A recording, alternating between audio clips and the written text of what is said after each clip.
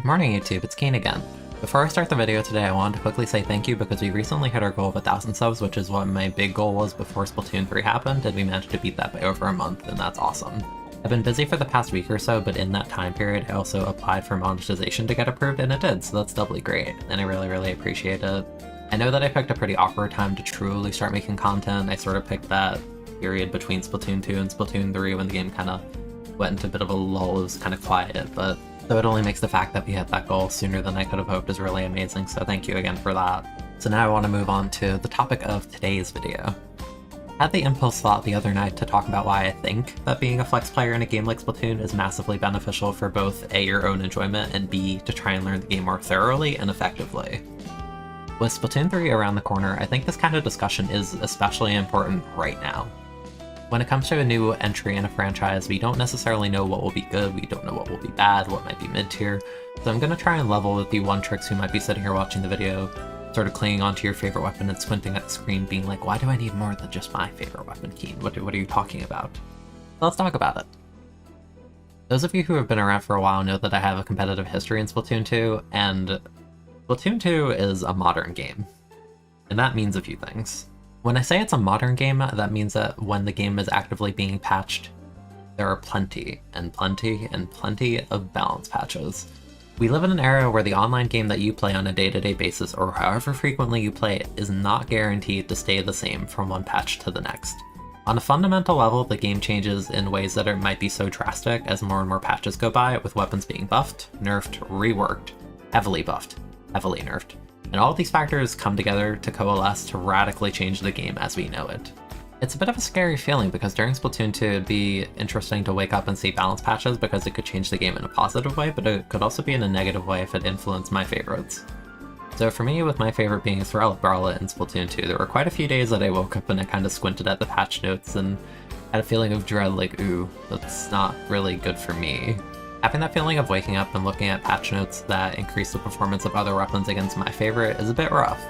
But when it came to the one patch that hard nerfed Brala and combining that with the general metagame shifts that made it more difficult to play, it was more frustrating to play, it's tiring, it's really hard. It's difficult to play a game in the current age because it feels like your favorite weapon is your favorite. You simply want to go on, you want to play it. But with patches, the world can kind of flip you upside down sometimes, and what used to work a certain way no longer works that way and becomes nothing more than just patch history. When it comes to playing a modern game like this, it feels like you're never safe. When it's actively being patched and changed, if your favorite is considered strong in any regard, that's kind of scary. The developers are probably looking at your weapon if it's genuinely problematic in some form and it's still being patched because that weapon is on the chopping block. It could be hard nerfed. It could be nerfed in a way that is fair, but is still completely playable. You never really know, and that's one of the scariest things. Right now we're shifting away from the era of older games where the game that you would buy day one does not get patched. The game that you bought day one stays that way. The metagame will develop, people will learn the game, get better at it, but on a fundamental level, in terms of character changes, there aren't any. It just is what it is. You buy it, it is what it is, and it stays that way. Forever. As long as that game is that game, it simply stays that way. And I think in the case of Splatoon, what that means is metagames will shift as people actively want to learn the game and find the best options, but there's also a bit more to that cycle where people are A, trying to constantly learn the game, B, find the best options to abuse in the current state of the game, and C, they want to abuse the broken things while they can, because people who have played games like this long enough know that these things are not going to last. Most options that tend to be really polarizingly strong don't tend to stay that way. If the lifecycle of a game is not over and patches are not done, something could drastically change tomorrow. If you want to look at an easy example of the former, I'm going to go to an older game that may be a bit before the time of some people that are watching, which fills me with a sense of dread to even say, but if we go back to Super Smash Bros. Brawl for the Nintendo Wii, which came out in 2008, that game, the balancing is pretty whack. The best character in the game, Meta Knight, compared to the worst character in the game, Ganondorf. There is a massive, I cannot understate the absolute difference in power level between those two characters. And because we're talking about a game that doesn't get patched, if you're someone who woke up during the Brawl era and your favorite Kirby character is legitimately just Meta Knight, you're basically waking up and having the time of your life because you have all these cool tools, all these broken moves, and this great stuff, and you just get to wake up and play the game every day and be glad that your favorite character is absolutely busted because none of that's ever going to change. But if you're on the other end of the stick and your favorite character is Ganondorf, feel bad for you because you had to wake up every single day and say, yes, I am playing the worst character in the game. But okay, let's go back to Splatoon. What does that have to do with me and the story that applies to me? I mentioned it before with Brawla. In Splatoon 2, I've rotated and played through a numerous amount of weapons that were considered to be top tier at some point in the game's life, and a lot of those weapons are no longer considered top tier. Obviously, if you're a competitor, it only makes sense to want to pick the best ways to win. But in addition to that, you also kind of want to pick something you have fun with. You know, you can try and play the quote-unquote best things in the game, but if it doesn't mesh with you, then it won't really work that well. So it's kind of a bit of a balance of trying to like pick a strong option, but one that's also viable and works for you. I think one of the most important aspects of wanting to push yourself and, you know, your choice of character, weapon, or whatever kind of genre of game it is that you need to enjoy your pick. You never really want to feel deflated because it feels like your favorite is weak or unviable or a bit too difficult to play, a bit too demanding. It's really hard to want to keep playing something if you find it very punishing. But sometimes the way that patches go about adding nerfs will make you feel that way, because you'll have that kind of feeling in the back of your mind thinking like, oh, pre-patch, like that wouldn't have been so hard, or like I might have won that interaction, that sort of thing. And the most frustrating thing about that is you can't really do anything about that. It's out of your hands. You don't make the patches. You just play the game that the developers choose to make. And even if you don't agree with many of their balancing decisions, it's just how the game is, and you have to accept it. You know, actually going on a bit of a side bit here that I think is particularly relevant, I got bored the other day and I wasn't home, so I was watching Kung Fu Panda. I watched the second one, but the quote from the first movie felt particularly fitting because I had this idea for the video in the back of my mind. And it's the quote, "Yesterday is history, tomorrow is a mystery, and today is a gift, and that is why we call it the present." It's also the perfect time to subscribe if you haven't already and you wish to help the channel grow and continue to succeed in the future. If you do that, I appreciate it. Thank you. But as a player, you're confronted with a task that you may not actively think about that often, directly that is. You want to make the most out of every patch that is given to you, even if it hurts the way that you enjoy the game. Because every time you boot the game, it just is what it is in the moment. The way that a game like Splatoon is built is it's essentially a lot of many different versions of the same game, but they may be drastically different from one another. If you have a patch period where the game doesn't change for give or take 3 or 4 months, the game is always the same between that period on a fundamental level. So it's kind of like a bunch of little mini periods, and you kind of see that with the way a lot of games are structured. Like if you look at something like Street Fighter, it'd be like Season 1, Season 2, Season 3, Season 4. And it makes it a bit easier to divide it. And you can kind of sort of do that with Splatoon. You know, if you go like patch version 4.0.0, you know, 4.1.0, you can kind of do that, but it doesn't feel as tangible, so I think it's an interesting topic to talk about, and that's kind of why I'm doing this. So, okay, if we go back to the fundamental reason that I made this video in the first place, the initial thought I had was, I think it's important to be a flex player. I think it's important to be open to multiple options. It takes a lot to be willing to admit that your favorite might not actually be your favorite anymore, and that hurts. It really does. And I know that feeling deeply, and you kind of wrestle with yourself a lot about it, but sometimes you just have to accept it. It demands a strong sense of self-awareness to admit that your favorite isn't really that good anymore. But okay, you know, it sounds like I'm talking about competitive for this, right? But you might be sitting there and thinking, but Keen, I'm a casual player, so none of that ever affects me, does it?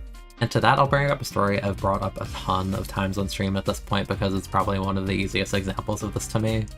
When it comes to, there is a direct correlation between how balance patches affect the way casual players might play the game.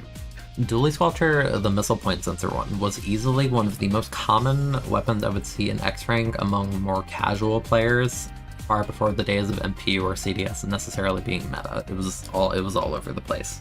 The weapon wasn't particularly strong at the time, but it didn't really matter. It appealed to a lot of players, and you could definitely see it and you could feel that. But nowadays, you never really see that weapon anymore. I practically see nobody picking the weapon, and even if they do, it's usually a more dedicated Squelchy player, you know, playing main power, 3-shot build, all that kind of thing. It feels like all the casual players that used to play it just simply don't exist anymore.